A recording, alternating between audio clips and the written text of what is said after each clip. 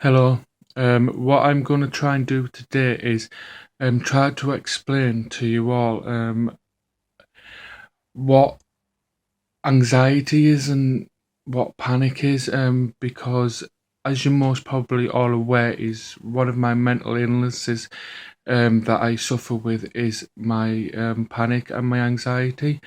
Now, a lot of questions that tend to get asked to me is that how um and how it affects my life and what it is like.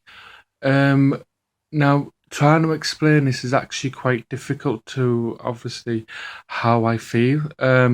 So I'm going to try and explain it to try and give you a bit more of an insight on what it's like. So here we go. If you try and imagine when you lose somebody that you love or and care for, and they've passed away, you, you're upset and you spend a lot of that time thinking about them, and you can't get that thought of them out off your mind, and trying to distract yourself. You're still thinking about that person. That's similar to what it's like when I have my panic attacks and feel anxious and worried. No matter what I do to try and distract myself, I always think about it, and it's always negative thoughts that I think about.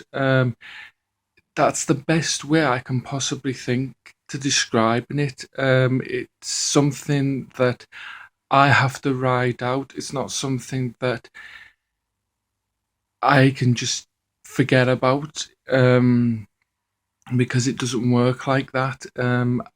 I have to figure it out in my own mind. It's like a jigsaw puzzle. Once I begin to put the pieces together in my mind, um, then I can make the bigger picture. And then once that bigger picture is complete, you know, it's then done. The job's done, and I can then get on with my life. But until I've figured out that jigsaw puzzle and where each piece goes, it doesn't matter. It just doesn't work. One thing that I have learned is that the brain is a powerful tool that any person has got. Um, when I can control my fear and my panic and my anxiety, like I've told close family and friends, life is great. But when it controls me, life's horrible. I could go weeks, or even months, not just thinking negative thoughts all the time. Um, but eventually, I will figure out in my own mind that jigsaw puzzle, and